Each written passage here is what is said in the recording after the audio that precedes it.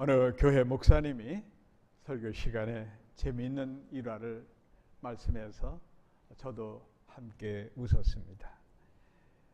그 교회에 출석하는 어느 부부가 있었는데 이 부부가 추석 명절을 맞이해서 시골 고향에 시부모 댁에 가게 됩니다.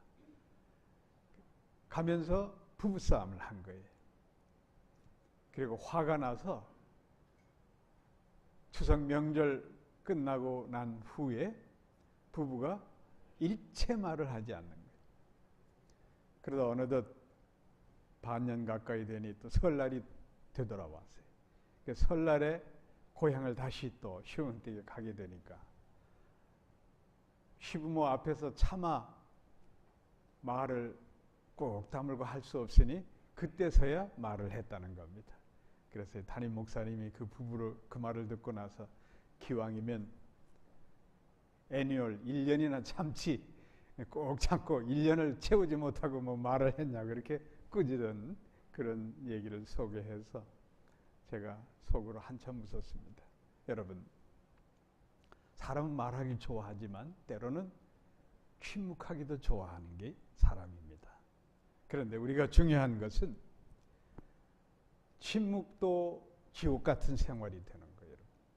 가장 가까이 사랑해야 될 사람과 대화를 나누지 않고 입을 닫고 침묵한다는 것, 그것처럼 고통스러운 게 없는 거예요.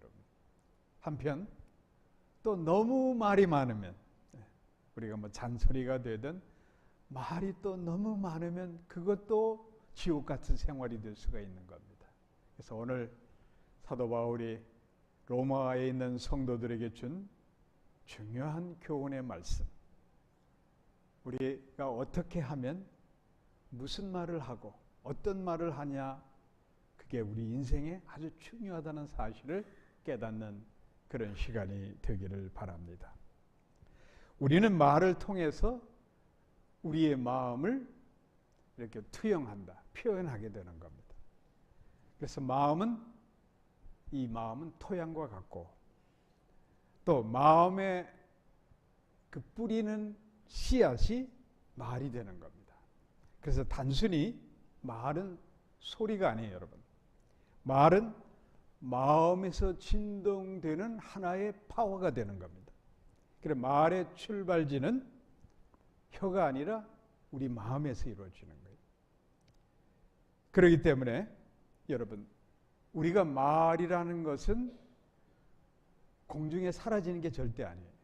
말은 하나의 에너지가 되고 파워가 되는 겁니다. 거대한 에너지가 될 수가 있습니다. 저처럼 이렇게 말하는 직업을 가진 사람들이 운동하지 않아도 아주 에너지를 많이 쓰게 돼 있어요. 그러니까 말은 에너지가 나가기 때문에 그런 거예요. 말 많이 하고 나면 여러분 배고프잖아요. 여러분. 수다 잔뜩 떨고 나면은 또 먹어야 돼요, 여러분. 그게 사람이에요, 여러분. 우리가 매일 반복하는 말, 보이지 않는 에너지를 우리가 방출하고 있다고 늘 생각을 해야 되는 거예요.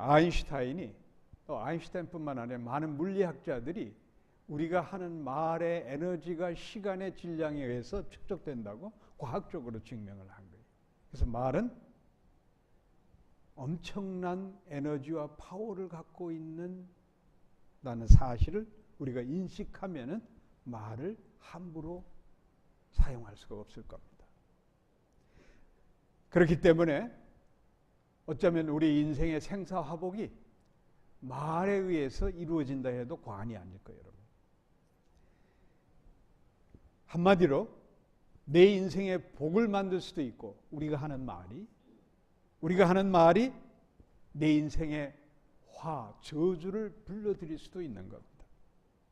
그래서 여러분들이 분명히 인식해야 되는 건 뭐냐면 이 말이라는 것은 내 마음에 뿌려지는 씨앗이고 그리고 마음에 뿌려졌기 때문에 이게 내 현실 세계로 이루어진다는 거예요. 그래서 결국은 나의 말이 나의 미래다.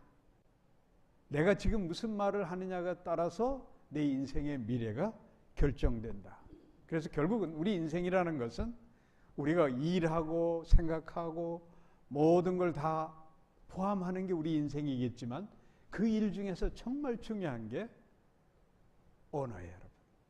그래서 우리가 내가 사용하는 언어의 결과가 내 인생의 미래의 결과를 만든다.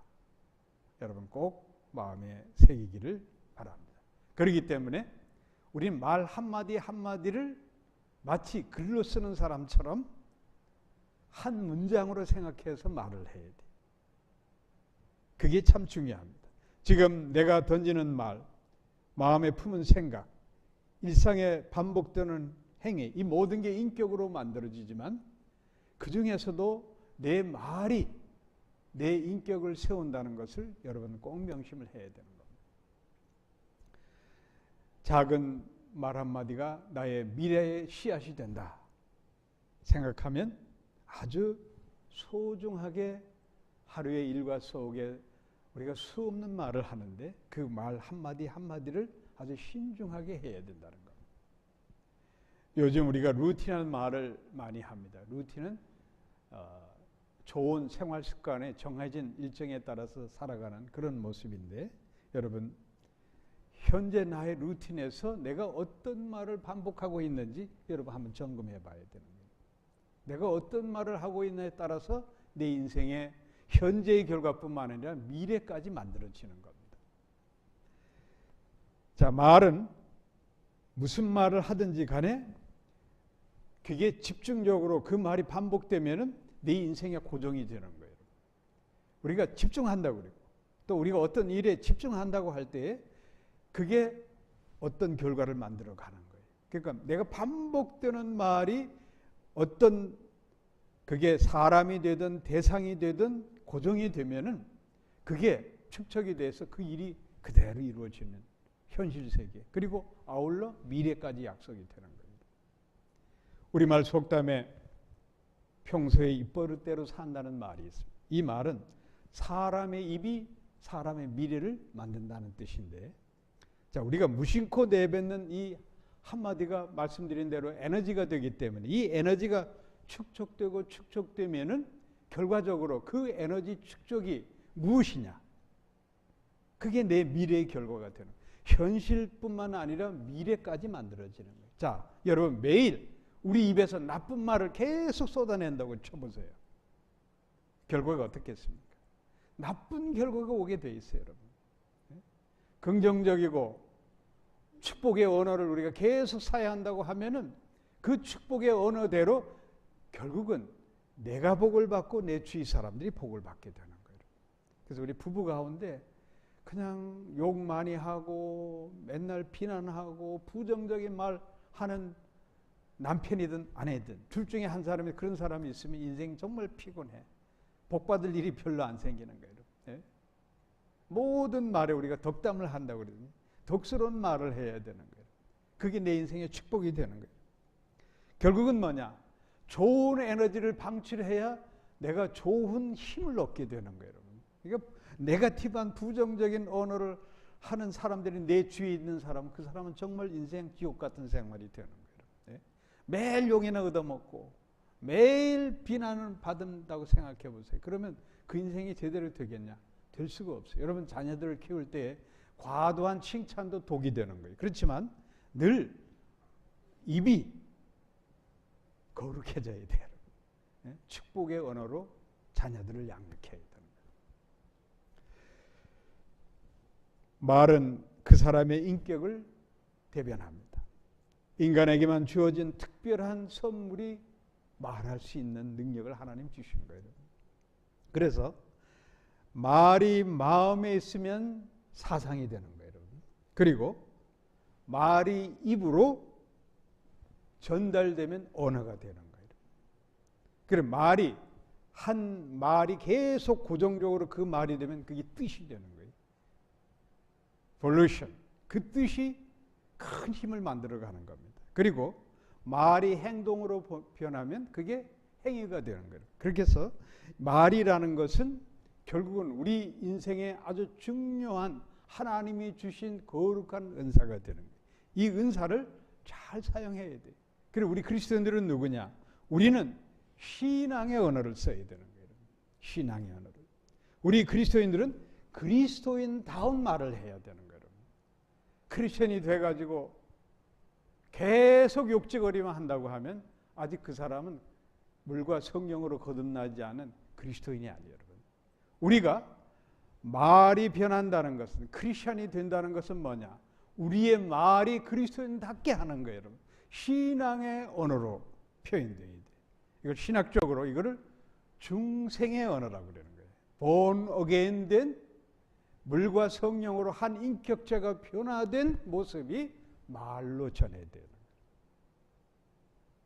우리가 그리스도의 분량만큼 자라야 되는데 그러기 위해서는 말이 변화가 돼야 되는 거예요. 그리스도인답게 변화가 돼야 돼요. 부정적인 말, 저주의 말, 무책임한 말 이런 걸 계속 예수 믿노라 하면서도 계속 쏟아내는 사람은 예수 안 믿는 사람이에요. 예수 믿는 사람들은 무의식 중에서도 신앙의 언어를 얘기해야 돼요. 거듭난 사람의 중생의 언어가 돼야 되는 거예요. 중생의 언어를 쓰는 사람들은 어떠한 상황에서도 감사의 말을 잃지 않고 남에게 기쁨을 주는 말을 하고 남을 축복하고 그런 말을 써요. 저는 늘 스테반 집사를 생각하는데 제 이름이 영어로 스티븐이에요. 스테반 집사야말로 우리 신앙이 아주 표준이 되는 사람이에요. 억울하게 그것도 자기 동료들 돌때 쳐서 죽임을 당하는 거 아니에요. 돌이 날라와 머리에 부딪혀 피가 막 쏟아지면서도 그는 사도행전 7장 59절 60절에 보면 이렇게 고백합니다. 하나님만 바라보는 거예요. 사람 보지 않고 하나님만 바라보고 하나님의 언어를 하는 거예요. 여러분. 이게 참 중요해요. 사람은 사람의 언어를 계속 하는 거예요. 여러분. 그래서 싸움이 되고 충돌이 되고 말다툼이 되는 거예요. 여러분. 우리 그리스도인들은 궁극적으로는 하나님의 언어를 해야 되는 거예요. 하나님과 나와의 관계 속에 하나님의 언어가 되면 인간관계도 해결이 되는 거예요. 주 예수여 내 영혼을 받으시옵소서. 주여 저들의 죄를 저들에게 돌리지 마시옵소서. 이렇게 하고 무의식 중에 지금 피가 흐르고 정신이 혼미한 상황에서도 스테반 집사는 하늘을 향한 하나님의 말씀의 언어를 하는 거예요. 이게 바로 거듭난 사람들의 중생한 언어인 겁니다. 신앙의 언어는 육신의 안목과 정욕을 십자가에 못 박고 예수를 마음에 품었기 때문에 예수님이 지금 말씀하신다. 그러한 마음 자세로 말을 해야 되는 거예요. 예수님이 말씀하신다. 여러분 마음 새기시기 바랍니다. 내가 하는 말이 아니고 예수님이 말씀하신다.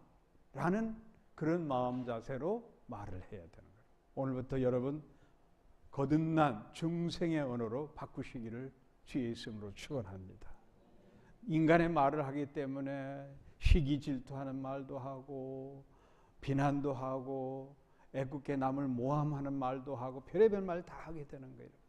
내 입술로 나가는 말은 하나님이 들으시고 이 말이 결국은 born again 된 중생한 사람이 육신의 소욕과 정욕을 십자가에 못 안 받고 과거 그대로 그 삶대로 그 말을 한다고 하면은 하나님의 심판이 있다. 하나님의 심판을 두려워하면은 함부로 말할 수가 없는 겁니다. 오늘 본문에 보면 중요한 말씀을 하고 있습니다. 10절 말씀. 사람이 마음으로 믿어 의에 이르고 입으로 시인하여 구원에 이르니라. 여기서 사람이 마음으로 믿어 마음으로 믿고 입으로 시인하는데 이 시인한다는 말이 참 중요합니다. 영어 성경은 confess, say plainly, 분명히 말한다. 그런 의미가 있는데 이 헬라 원어 성경의 의미는 이 단어가 참 중요합니다. 호모레게오라는 말을 쓰는데 제가 분석해 보니까 호모란 뜻은 same, 같다는 뜻이에요. 그리고 레게오란 말은 뭐냐 하면은 말한다는 뜻이에요. 그러니까 우리가 마음에 있는 걸 입으로 그대로 고백하는 거, 마음속에 있는 것을 입으로 고백하는 게 컨페스가 되는 거예요. 그리고 우리 그리스도인들은 누구냐? 예수를 마음에 품은 것을 그 예수를 나의 구주로 시인하는 거예요. 이걸 우리가 늘 생각해야 되는 거예요. 그러니까 세상 사람들은 자기 마음에 있는 생각을 말하지만은 우리 그리스도인들은 예수를 마음에 품었기 때문에 예수의 말을 해야 된다는 거예요. 그런데 여러분, 교회가 왜 시험 드는지 아세요? 예수의 말을 하지 않아. 교회 안에 들어와서도 세상 얘기로 계속 이어져 가기 때문에 교회 시험이 드는 거예요. 세상 얘기가 뭐예요? 자기 과신하고 자기 자랑하고 육체의 자랑, 그거밖에 더 있습니까, 여러분? 그래서 마귀가 역사하는 거예요, 여러분. 사랑하는 성도 여러분, 우리는 어떠한 상황에서도 무식결에도 중생한 신앙의 언어를 써야 되는 거예요. 그러니까 그 신앙의 언어의 중심이 뭐냐? 예수를 마음에 품었기 때문에 예수님의 말이 나가야 되는 거예요. 예습관 버리지 않고 욕지거리 하는 성도 볼 때마다 제가 마음이 아주 쭈삣쭈삣합니다. 세상 사람이 보면 얼마나 말하기 좋을까. 여러분, 조롱당하지 않길 바랍니다. 우리가 하나님 앞에서 한 신앙 고백은 여러분, 예수를 고백하는 거예요. 여러분. 거룩한 하나님의 성령의 임재하신 가운데 성령의 말을 고백하는 거예요. 여러분. 물과 성령으로 거듭난다는 말이 뭐냐? 우리가 물에 들어가서 장사하는 침례식을 해서 온어겐 침례 요한처럼 다시 성령이 주님 침례 받았지, 성령이 비둘같이 임했잖아요. 이게 성령의 임재. 우리가 죄 씻김을 받고, 물은 죄 씻김을 받는 사역이고, 우리가 성령으로 거듭나야 되는 거예요. 성령으로 거듭난 사람들의 중생한 언어가 뭐냐? 성령의 말을 해야 되는 거예요, 여러분. 저주의 말을 하고 육체의 정욕을 말하고, 그거는 하나님 기뻐할 수가 없고 마귀만 신나게 박수치고 찬양해 줄 거예요, 여러분. 사랑하는 성도 여러분, 그렇기 때문에 우리는 신앙 고백을 하고 사는 사람들이기 때문에 이 신앙 고백의 중심에 여러분들이 그런 마음 자세로 늘 언어를 말 한마디 한마디를 중요하게 여긴 팁을 하나 제가 드릴게요. 그게 뭐냐? 내가 하는 말로 글을 쓴다 생각하세요. 여러분, 한 줄의 글을 쓸 때 말하는 건 말은 쉽지만 글을 표현할 때 얼마나 신중해집니까? 그런데 하나님이 보실 때 여러분 말은 기록이 되는 거예요, 여러분. 내가 하는 말 그냥 공중에 사라지는 흘러가는 게 아니에요, 여러분. 에너지도 되고 모든 게 다지만 중요한 것은 이게 기록으로 남는 거예요, 여러분. 이걸 중요시 여겨야 돼. 내가 어떤 말을 했는지는 나중에 하나님 심판 앞에 생명록에 기록되듯이 그렇게 우리가 우리 말에 심판을 받게 되어 있는 거예요, 여러분. 그렇다고 하면 여러분 함부로 말할 수 있겠습니까? 남을 모함하고 저주하고 거짓말을 밥 먹듯이 하고 할 수 있겠어요? 없겠어요, 여러분? 내 한마디 한마디가 영원한 생명력에 기록된다고 한번 생각해 보세요. 얼마나 두렵습니까? 오늘 본문 12절에 사도 바울은 이렇게 말씀합니다. 예수의 이름, 주의 이름을 부르는 모든 사람에게 부여하시도다. 헬라인이든 유대인이든 이방인이든 코리안이든 관계없이 주 예수의 이름을 부르는 자는 부여하시도다. 풍요롭다는 거예요. plenty, good enough. 그러기 위해서 우리는 뭘 해야 돼요? 부유한 말을 해야 돼요, 여러분. 내가 가진 건 없어도 예수님 때문에 나는 부자다. I'm rich person. 나는 부자다 하면 내가 부자가 되는 거예요, 여러분. 뭐 번듯한 집에다 좋은 차 굴리고 다 하면서도 아휴, 나는 저 사람 비하면 너무나 부족해.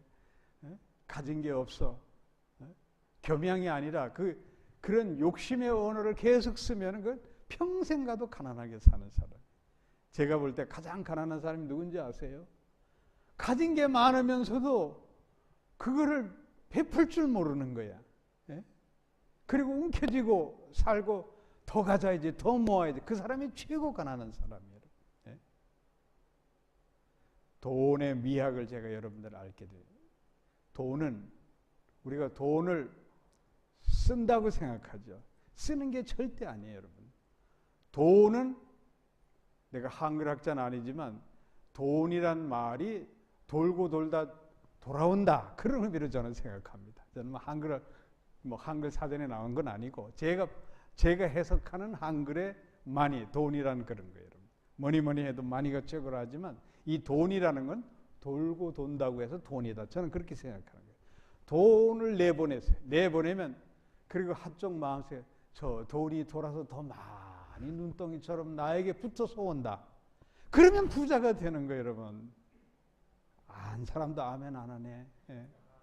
예. 아멘 한 자는 진짜 부자가 될지어다, 여러분. 돈은 돌고 도는 거예요. 저기 꼬리에 꼬리를 물고 눈덩이처럼 불려가지고 나에게 돌아온다. 그런 마음으로 베풀면 내가 부자가 되는 거예요, 여러분. 예? 근데 사람들은 움켜쥐어야만 돈 하고 입으로만 돈 하는 사람 하나님 돈 부어주시지 않아요, 여러분. 예? 이 돈을 가지고 얼마나 많이 베풀 수 있을까? 그렇게 부르짖는 사람에게 돈이 넘쳐나게 되는 겁니다. 믿습니까? 사랑하는 성도 여러분, 우리는 AI 시대에 살아가고 있습니다. 이 세상이 너무나 1년이 과거 원 센츄리 100년의 시간이 1년에 지금 변하고 있어요, 여러분. 이런 세상에 여러분들이 살아가고 있는데 그런지 몰라도 과거 원의 때보다도 이 정신병이 너무 많아요, 여러분. 그래서 요즘 정신과 의사들, 사회심리학자들이 아주 직업이 많이 생겨버렸어요, 여러분. 아주 활동이 대단합니다. 그래서 여러분 유튜브라든가 언론에 보면은 정신과 의사, 사회심리학자들, 카운셀러들이 이런저런 말 많이 하잖아요, 여러분. 그래서 보면은 제가 어느 사회심리학자 한국에 계신 분인데 이분이 TV에 자주 나오는 분 같아요. 그런데 제가 누구라고 이름은 소개하고 싶지는 않고 이분이 아주 재미있는 말을 했어요. 그래서 제가 그 말이 의미가 있구나 해서 제가 여러분들께 소개를 하는데 그런 말이에요. 거짓말하는 사람보다 개소리하는 사람이 더 무섭다. 개소리는 마치 사이비 종교 교주 같다. 이렇게 얘기를 하는 거예요. 그래서 제가 그 말을 듣고 아이고 우리가 속된 말로 개소리 집어쳐 그러잖아요. 이 개소리라는 거는 진실한 사실을 자기 거로 만들어서 왜곡시켜서 하는 거예요.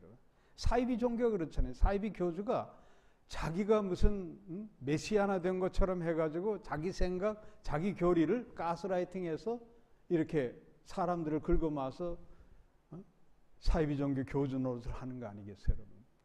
사람을 가스라이팅 해가지고. 그런데 이 개소리라는 게 영어로 제가 설교 시간에 처음 한 BS 그 말이에요, 여러분. 호주 사람들 성질 나면은 BS 말 많이 해, 여러분. 무슨 말인지 차마 제가 얘기는 못하겠고 BS 알아듣는 사람 알아들을 거예요, 여러분. 우리 사모님도 무슨 말인지 잘 못 알아듣는 것 같은데.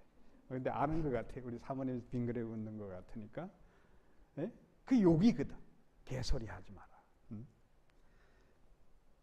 그 개소리 하는 사람한테 너 개소리야. 그러면 그거 못 견디는 거예요, 여러분. 네?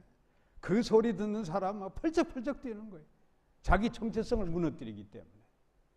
우리 주위에 보면은 이렇게 개소리 하는 사람이 상당히 많아. 그리고 개소리가 문제가 뭐냐? 남에게 아주 피해를 너무 많이 주는 거예요. 정신적으로 모든 면에. 거짓말 하는 사람은 거짓말은 나중에 드러나잖아요. 그 전까지는 나 속일 수가 있겠지만 이 개소리 하는 사람들 여러분 조심해야 되는 거예요. 그런 사람들 말은 그야말로 한쪽 귀로 듣고 한쪽 귀로 흘려야 돼. 그 개소리 하는 사람들에게 속으면 여러분도 똑같은 개가 되는 거예요. 그런데 여러분, 얘기가 나왔으니 말이지만 우리가 중요한 것 중에 하나가 우리가 제9계명에 나오는 말씀, 거짓말하지 않는 것. 내 이웃에 대해 거짓 증거하지 말라. 이게 대단히 중요한 말이에요, 여러분. 그런데 우리 예수 믿는 사람들이 거짓말을 너무 많이 해요, 여러분. 제가 한국교회 비난을 관한 그런 게 유튜브에 많이 떠다니잖아요. 목사에서부터 예수 믿는 사람들이 거짓말 너무 많이 한다는 거예요, 여러분. 이거 우리 부끄럽게 여겨야 돼요, 여러분. 거짓말 너무 많이 하는 게 우리 그리스도인들이에요, 여러분. 거짓말은 거짓말을 덮기 위해서 더 큰 거짓말을 계속 해야 돼요, 여러분. 그렇기 때문에 궁극적으로 가면 영혼이 황폐해지게 돼 있어요, 여러분. 근데 여러분, 그 거짓말에 속아 넘어가는, 아이고 저 사기꾼 하지만 속아 넘어간 사람도 똑같아요, 여러분. 왜? 거짓말하고 사기치는 사람들은 교원영색 한문으로 달콤한 말, 입에는 그야말로 달콤한 꿀과 같은 말을 하면서 속에는 뭐가 있느냐? 비수를 갖고 있는 거예요, 여러분. 그 말에 속아 넘어간 본인 책임이죠. 자, 왜 사기꾼들한테 거짓말에 속아 넘어가느냐? 그 책임이 우리에게 있는 게 다른 거 아니에요, 여러분. 한번 내 인격을 돌아보세요. 근데 내가 갖고 있는 인격과 내가 갖고 있는 모든 포지션, 그런 걸로 볼 때 내가 그렇게 존경받고 그렇게 칭찬받을 인물이 아니야. 근데 사기꾼이나 거짓말 잘하는 사람들은 나를 아주 뭐 위대한 사람으로 포장을 해서 이렇게 띄워주거든. 다 사람은 고래도 칭찬하면 춤춘다고 했는데 뭐 칭찬 듣고 나를 칭찬해주면 괜히 어깨가 으쓱해지고 기분이 좋아지죠. 거기에 속으면 안 된다는 거예요, 여러분. 여러분 스스로 정말 본 어게인 된 사람들은, 물과 성령으로 거듭난 사람들은 그런 말 귀에 담지 않아요, 여러분. 나는 하나님 앞에 부족하고 죄인인 걸 알기 때문에 내가 뭐 된 것처럼 띄워주고 하는 거, 그거 즐겨 받으면 안 되는 거예요, 여러분. 내 인격을 생각해야지. 내가 이렇게 별볼일 없고 개차반으로 사는 인생인데 뭐 남들부터 존경받고 내가 뛰어서 이렇게 높은 자리에 있을 그런 사람은 아니잖아요, 여러분. 그러니까 사기꾼에 당하고 그냥 맨날 저 사람 보면은 들려대는 말에 속아 넘어가는 사람들 보면 사기꾼도 문제지만은 본인의 책임이 더 큰 거예요. 본인의 책임이 더 커요. 사랑하는 성도 여러분, 말하는 것도 중요하지만 우리가 무슨 말을 듣는 것도 중요하다는 사실을 또한 여러분들이 마음에 새겨야 되는 겁니다. 우리 자신이 살면서 많은 실수를 합니다. 그래서 야고보서 3장 2절에 보면 우리가 다 실수가 많으니 만일 말에 실수가 없는 자면 온전한 사람이라. 정말 말 실수 없는 사람은 온전한 사람이에요, 여러분. 우리가 가장 하기 쉬운 게 말 실수예요, 여러분. 그래서 우리가 말 실수를 줄이기 위해서 우리 자신이 늘 마음에 나름대로의 그런 자기 나름대로의 어떤 그걸 만들어야 돼. 매뉴얼을 만들어야 돼. 그래서 제가 여러분들께 소개하는 이 매뉴얼을 여러분 말 실수에 줄이는데 참고가 되길 바랍니다. 첫 번째, 내가 말하려는 게 사실인가? 내가 이 말을 하려고 하는 게 남에게 들은 소리인지 내가 확실하게 본 건지 이걸 구분해야 돼. 이게 첫째, 내가 말하려는 게 사실인가를 알고 말을 해야 돼. 두 번째, 내가 하는 말이 덕이 되는가 생각해야 돼. 내가 하는 말로 인해 상대방도 유익이 되고 나에게도 유익이 되고 덕이 되는가, 그걸 생각해야 돼. 셋째, 내가 하는 말로 인한 파급의 영향이 얼마나 끼칠까, 이걸 생각해야 돼. 나의 말이 입 밖으로 나가는 순간 주워 담을 수 없으니까 이게 다른 사람에게 어떤 파급을 줄 수 있지 않을까 그 생각을 한번 해야 되는 거예요. 그리고 넷째, 내가 할 말인지 남이 할 말인지 구분해야 되는 거예요. 예? 서양 사람들은 프라이빗한 걸 굉장히 존중하죠. 네. 개입하면 안 돼. 우리 한국 사람들은 자기 일도 제대로 못하면 남의 일에 감 나와라 배 나와라 말이 많아요, 여러분. 간섭이 너무 많아. 예? 그거 정의 좋은 문화 아니에요, 여러분. 그 사람은 그 사람의 인격대로 살게 내버려 둬야지 왜 내 안에 가두려고 하는 거예요, 여러분. 제가 이민 목회하면서 가장 힘든 게 뭔지 아세요, 여러분? 한국 분들은 확 잡아가지고 그냥 목사가 확 끌고 가기를 바라는 거예요, 여러분. 근데 나는 그건 아니라고 나는 늘 생각해요, 여러분. 그 사람에게 하나님의 고유한 인격을 줬기 때문에 말씀을 듣고 변화가 돼서 스스로 하면 몰라도 어떤 체계나 어떤 조직에 의해서 끌고 가야 된다. 그래서 사람들을 못 모으는지 모르겠지만은 저는 그 변함이 없어요, 여러분. 예? 일시적으로는 모을 수가 있을지 몰라도 언젠간 빅뱅이 되고 말아요, 여러분. 시드니 교회가 그랬어요. 몇천 명씩 모여다가 그냥 빅뱅이 돼가지고 예? 와르르 무너져서 지금 뭐 100~200명 모이는 교회도 있고 그래요, 여러분. 예? 더 중요한 거는 개입하지 말아야 돼. 그 사람의 인격을 존중해. 다섯 번째, 이게 중요합니다. 내가 한 말에 책임을 질 수 있는가? 네 가지 다 잊어버리더라도 이 한마디, 내가 한 말을 책임질 수 있는가? 이 말을 늘 생각하고 말을 해야 돼요. 내가 입 밖으로 나가는 말, 첫째는 하나님 앞에 책임져야 되는 말. 사람들한테 약속했으면 그 약속을 지켜야 되는 거예요. 여러분 분명히 알아야 돼요, 여러분. 뻔연히 약속해놓고 약속 자주 어기는 사람은 그 사람 신뢰하면 안 돼요, 여러분. 책임지지 않는 말하는 사람은 인격은 밑바닥에 있는 사람이에요. 작은 시간 약속 하나 제대로 안 지키면은 어쩌다 사람이 약속을 어길 수도 있죠. 그렇지만 그게 상습적으로 이루어지는 사람은 절대 책임지는 자리에 가면 안 되는 거예요. 사랑하는 성도 여러분, 우리가 말조심을 해야 되는 게 참 중요하지만 그 말조심하기 혀를 컨트롤하는 이 지혜하는 일이 생각처럼 쉽지 않아요. 그래서 사도 야고보는 야고보서 3장 8절에서 이렇게 말합니다. 혀는 능히 길들일 사람이 없나니 쉬지 아니하는 악이요 죽이는 독이 가득한 것이라. 이 혀라는 게 여러분 컨트롤이 잘 안 된다는 거예요, 여러분. 이 혀가 우리말에 셋째 혀를 그러니까 사람의 몸뚱아리를 자른다는 말이 딱 맞는 거예요, 여러분. 왜 혀를 길들이기 어렵냐? 마음의 대변인이기 때문에 그래요, 여러분. 입술로 근질근질하게 말하고 싶은 입술을 제어하지 못해요, 여러분. 더 중요한 게 마음이 문제예요, 마음이, 여러분. 마음의 표현이 입 밖으로. 입으로 시인한다는 말 제가 설명드렸잖아요. 예? 마음과 입이 같은 말이에요, 여러분. 그게 콤페스, 고백하는 거예요, 여러분. 예? 그 말이 그렇게 나가게 되기 때문에 마음을 바꿔야 되는 거예요, 여러분.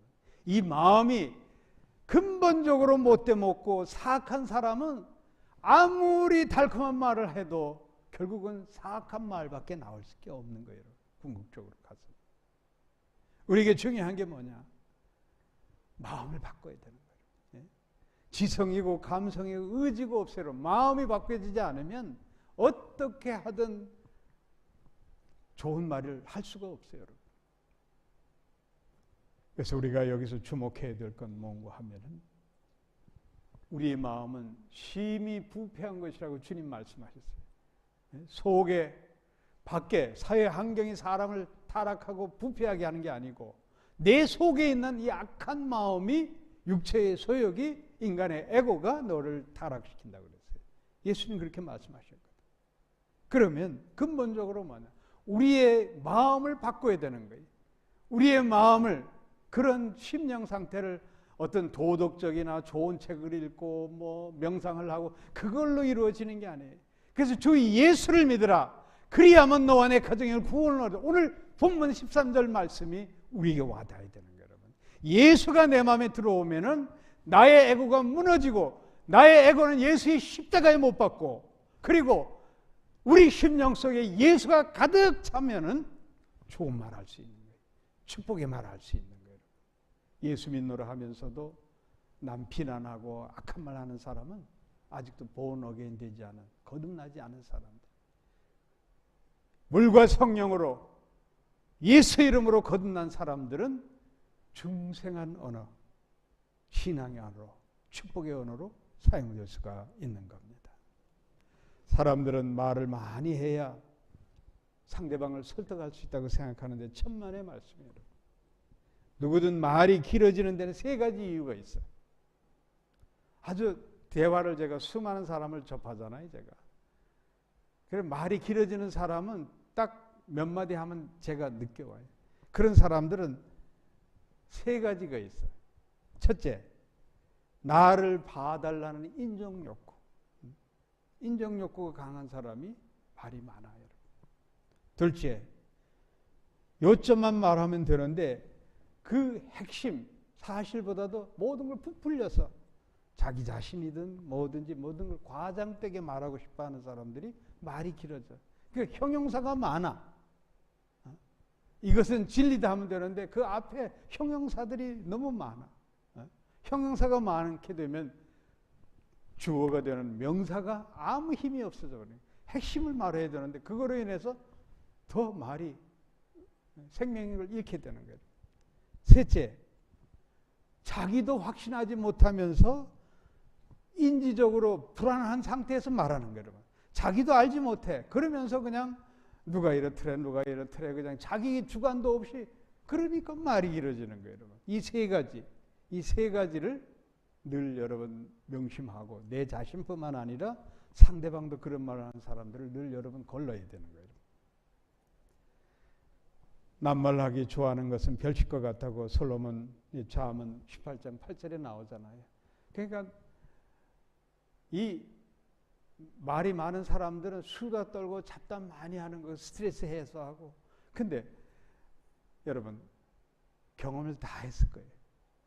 남을 칭찬해 주는 말을 하라고 하면은 5분도 힘들어요, 여러분. 아, 이 사람은 훌륭한 분이고 이 사람은 이런 분이고 참 마음에 드는 사람이라고 아주 이렇게 칭찬 설명하라고 5분만 해도 못해, 여러분. 그런데 깎아내리는 얘기는 2시간, 3시간 가도 엄청나게 말이 많아. 우리 이스트우드 가면 카페가 많은데 한국식으로 아메리카노 하나 시켜놓고 그냥 아줌마들이 모여서 수다를 몇 시간 떨다 가는 거예요.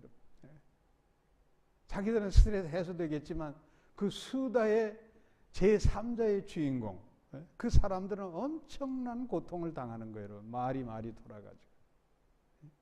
실제 제가 아는 분의 얘기였어요.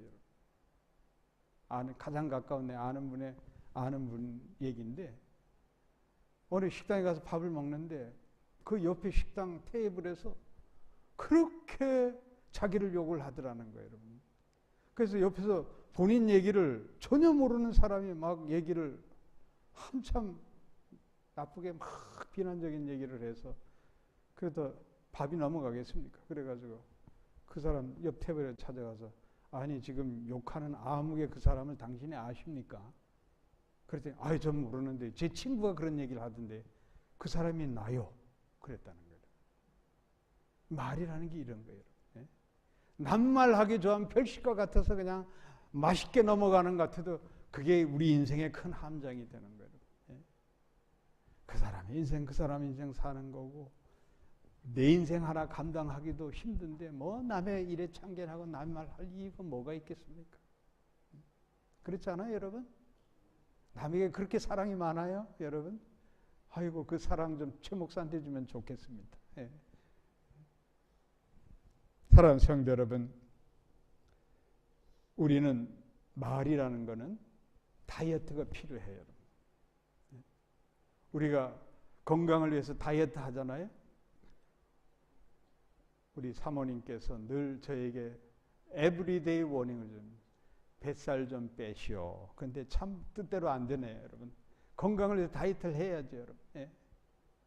그런데 몸을 위해서는 다이어트를 하려고 하는데 사람들이 언어의 다이어트는 안 한다는 게 여러분. 예? 언어의 다이어트가 얼마나 중요한지 몰라요, 여러분. 예? 언어의 다이어트가 내 삶을 변화시킬 수 있는 거예요. 예? 중요한 말만 딱 하는 거.